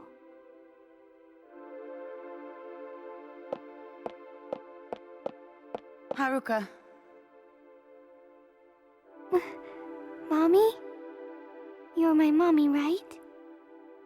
Haruka. I'm so sorry. I'm sorry for making your life so difficult. Mommy! I've been waiting for this moment for so long. I wanted to be there for you so much. But I just couldn't, my lovely little girl. It's okay, Mommy. Really it is. I'm so happy. Uncle Kazuma. I'm happy for you, Haruka. Welcome back, Kazuma. Thanks. Sorry it took me so long. Yumi. Huh? What's that? The reunion is interrupted almost immediately as a helicopter has landed on the roof. As we get to the top of the building, we finally see who was in the helicopter, and it was none other than Jingu. Jingu showed up to get his 10 billion yen back, but he's still trying to take care of his plan that he tried to accomplish years ago. Haruka! Kazuma! Uncle Kazuma! Jingu, you dirty... Fool. Are all you Yakuza this stupid? You... How can you shoot your own daughter? I do what I must. She's nothing more than a thorn in my side. For my future, no. The future of this nation, the thorn must be removed. How can you be so callous? Killing the child of the woman you loved? Terada comes in to help lend Kazuma a hand against Jingu. What the? This is the problem with Yakuza fools. Do it. Hey, what the fuck? What are you doing? Jingu cut ties with the Tojo clan and convinced the Yomi family to work for him. He plans on giving the 10 billion yen to the Yomi family. All of this because Jingu's power hungry and wants to rule the underworld. But Yumi has a trump card to stop that from happening. What? Yumi. You can't shoot me now, can you? If this bomb explodes, the 10 billion hidden in the bar will go up in flames. I won't let you have that money. I'll blow myself up and the cash goes with me. Don't be a fool. You wouldn't dare do something so fucking stupid. You're the fool, Jingu. Not all people are motivated by profit. Don't you know it's passion and hope that drives people? You had those feelings once, but you got too caught up in your desire for power.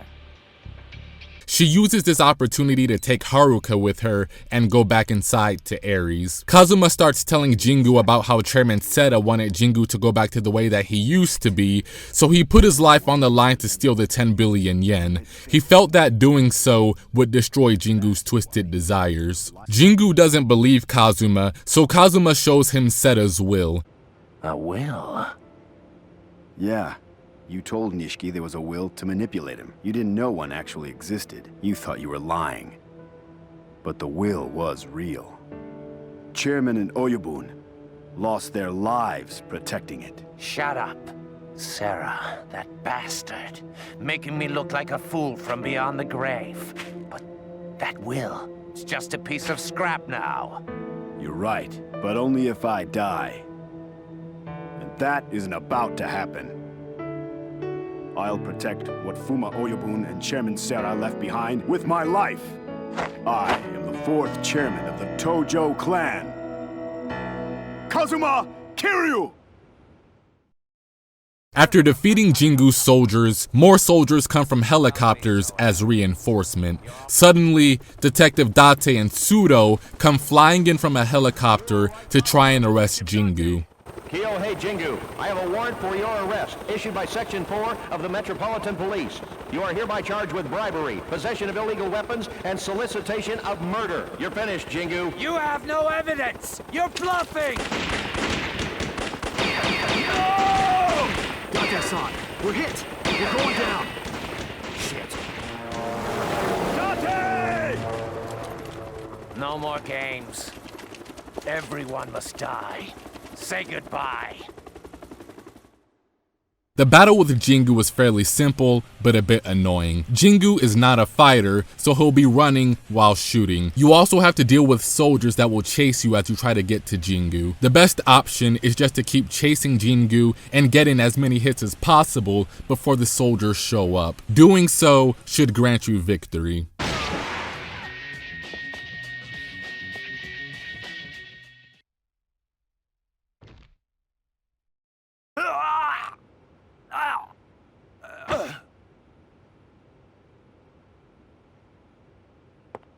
You finish your fight with Jingu and go back inside to Ares to meet up with Haruka and Yumi.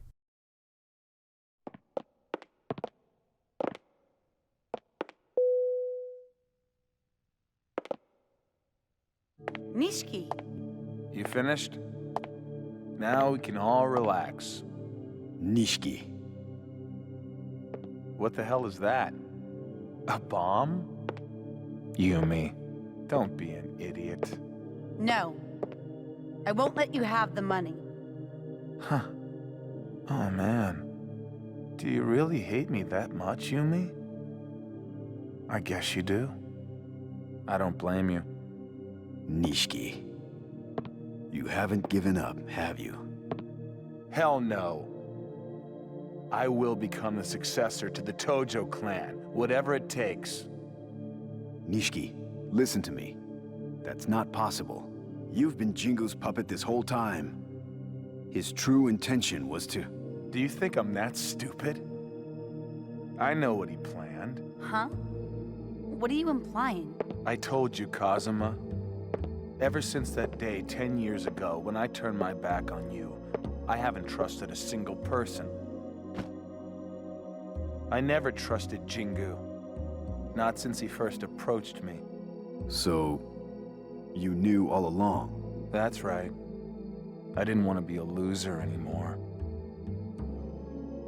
Didn't want to lose to you again, Kazuma.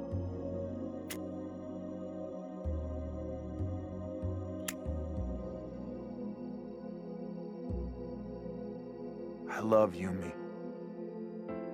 But she's never looked my way. Not even once. Yumi only ever cared for you. After the shooting 10 years ago, you were completely out of the picture, Kazuma. And that is when I made the decision to change my destiny, no matter what sacrifices had to be made. So you sacrificed Oyabun and Reina? Nishiki. That's right. I'm gonna get the 10 billion yen and lead the Tojo clan. Then I'm gonna have what's mine, Yumi. And I'll be in control of my destiny. For the first time. Nishiki, you don't get it, do you? Get what? Why are you doing this? Can you truly be happy with this life you've imagined? You're just running away from all your problems. If you really want to change your destiny, you have to come to grips with your problems. It's not easy, but you have to face them. Look at Kazuma and Haruka. Shut up. Why the hell can't you just accept me for who I am?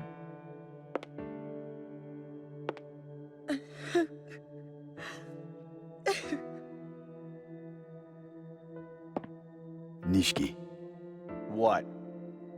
I truly understand your pain. I lost the two most important people to me, you two. I can't turn the clock back 10 years, even if I wanted to. I can't run away from my fate. That's why we need to end this. All right then. The final showdown. To settle this shit for good.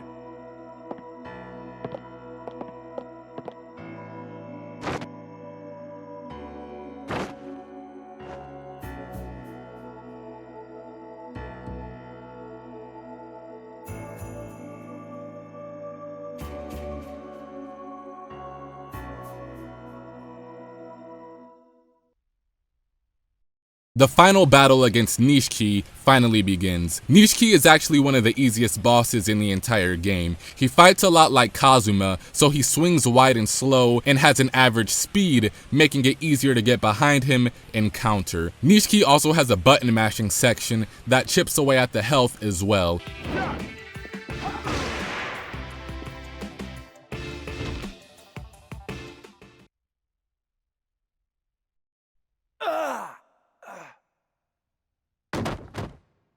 Yumi opens the pendant, revealing a picture of Kazuma. Despite having suffered memory loss, deep in the back of her mind, she always remembered who he was. But before she moves on with her life, there's still something that she needed to do.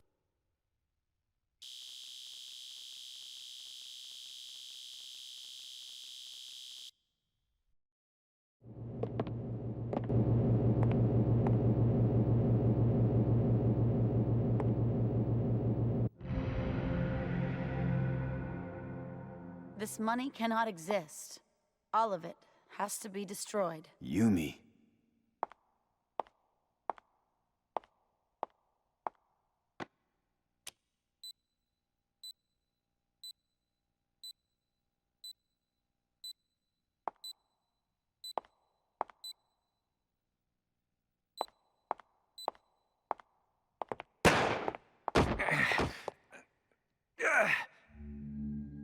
Kazuma.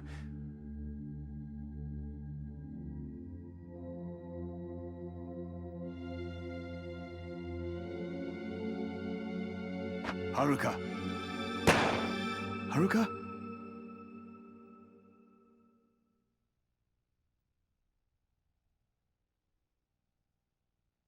Yumi! Mommy! Yumi! Hang in there. Stay with me. I found it at last. My money.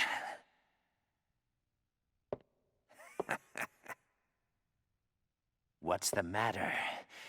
Can't do anything now, can you? You're dead.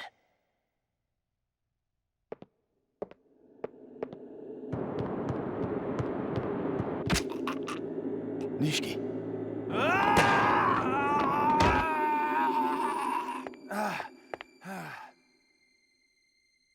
I can't let this bastard get what he wants.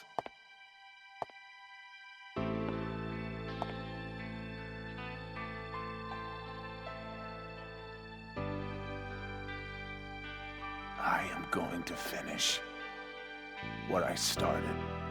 No! Stop! Don't do it! Nishiki! Nishiki!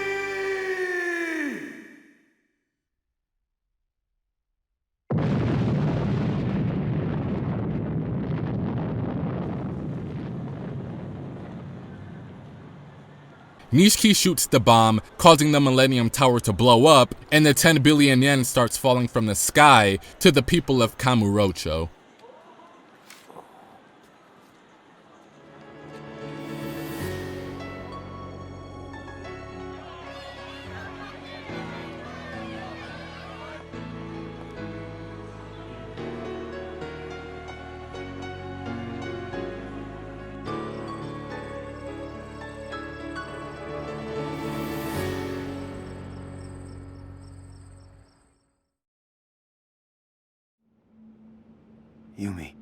Yumi. Hang on. Mommy! I'm sorry, Haruka. Finally, I got to hear you call me Mommy. Yumi. These last 10 years... I've wanted to tell you something. I love you. I've always loved you, Yumi.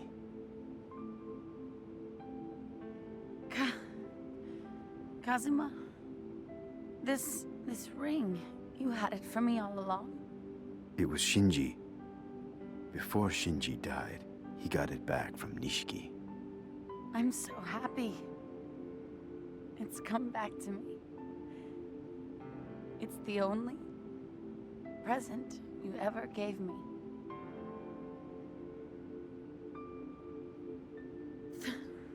Thank you. Maybe that I was the one running away from everything. Even from you and from Nishiki. But I have no regrets. Not one. I got this tattoo so that I couldn't forget you, even if I lost my memory again. Queen of the Night. Just for one night. Or just one glimpse. I wanted to see you one last time, Kazuma. At last, my dream has come true. Mommy! Haruka, remember, never run away from anything. No matter what. Never. If you do, like me, you'll miss your chance to be happy. Remember that. Never run away.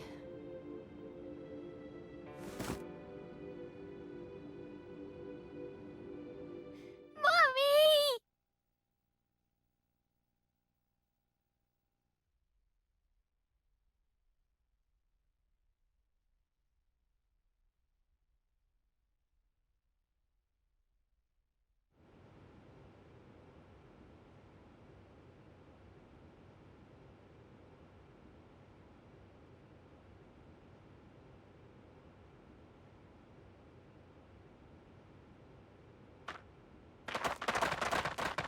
Freeze! Put your hands in the air!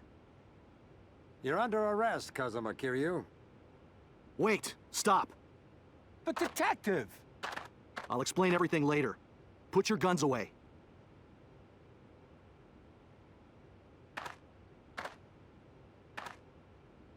Kazuma. You're not to blame. But if you get arrested in connection to this case, you'll never get out of prison again. Let's go. It doesn't matter, Date. Yumi, Nishiki, and Fuma Oyabun. They're all gone. So, go ahead and arrest me. Come on.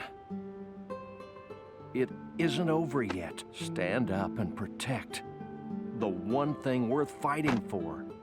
Don't run away.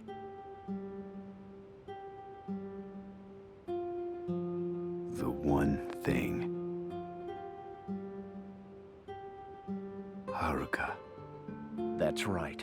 If you were in the joint, she'll be all alone again. That doesn't bother you?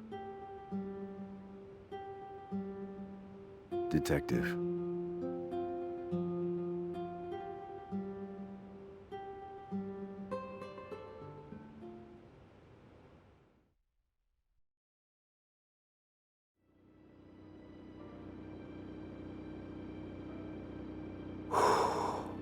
Just Chairman!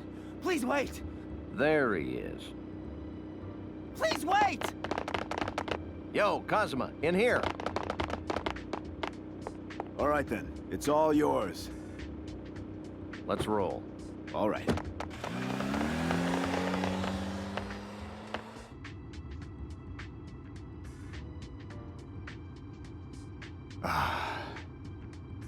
Everything go as planned? The succession ceremony and the retirement ceremony?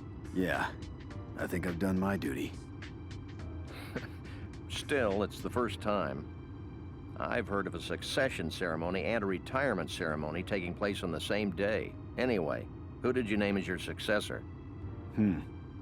Well, I chose a man that Sera or Fuma wouldn't have any complaints about. Yeah? Who's that? It's someone nobody would have expected. Hey, ex-chairman, we're being followed. Huh?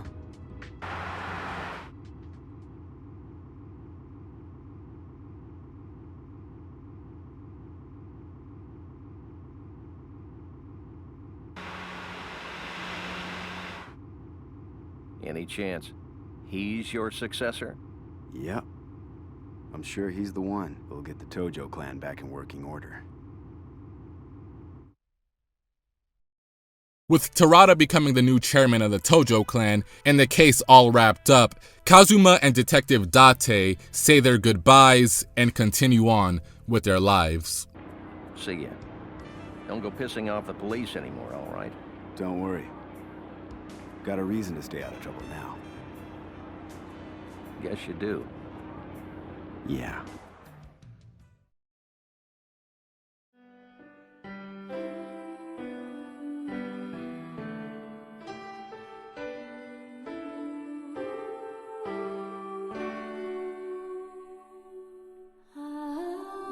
Yakuza received generally positive reviews from Western critics. Despite hiring some high-talent voice actors, one of the biggest complaints about Yakuza was the voice acting. GameSpot says, the English voice acting is decent, but not great. It's got a few noteworthy performances from guys like Mark Hamill and Michael Madison, and Kazuma's voice fits him well. But the voice actors seem like they're trying harder to match the dialogue to the Japanese lip syncing, rather than giving a natural delivery. Hey! Kill this dumb motherfucker! The game sold over 2,300,000 copies in Japan in 2005 and shipped 345,000 in 2006. It would end up getting a best edition on October 26, 2006, and a reprint on December 6, 2007. In Western territories, the sales weren't as good as the Asian territories. The series never received a Platinum Hits or a Greatest Hits re-release for the Western market. The total sales for the first game reached over 1 million. Yakuza would receive a Japanese-only HD remake for the PlayStation 3 in 2012 and for the Wii U in 2013. The Wii U version also marks the only time that the series has left the PlayStation family of systems. It was later then remade from the ground up for the PlayStation 3 and the PlayStation 4, known as Yakuza Kiwami, with extended looks at cutscenes as well as new ones, an improved combat system, and more quality of life changes, like no longer needing to save through a telephone booth. Instead, you could save anywhere through the main menu. Ryuga Gotoku also received a movie for Asian territories that tried to tell the story of what happened in the original game, but because it decides to tackle a short side story from the original game involving Kage and his son Takashi, the overall story feels a bit jumbled. It's a bit jumbled, but still a decent movie. And yes, Majima is still the most interesting character in the entire film, even if his eye patch is on the wrong side.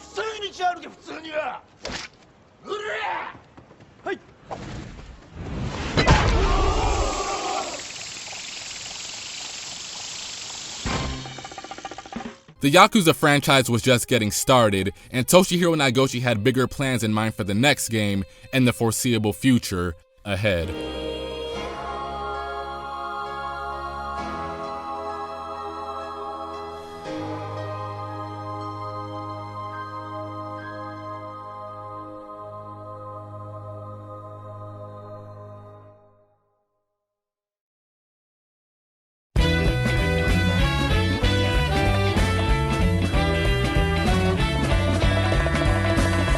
Tune in next time for the final part in the PS2 era of the Yakuza Retrospective. Japan isn't big enough for two dragons. Kazuma finds himself sucked back into the underground world of the Yakuzas, as a Yakuza family based in Osaka, Japan called the Yomi family is looking to start an all-out war against the Tojo clan.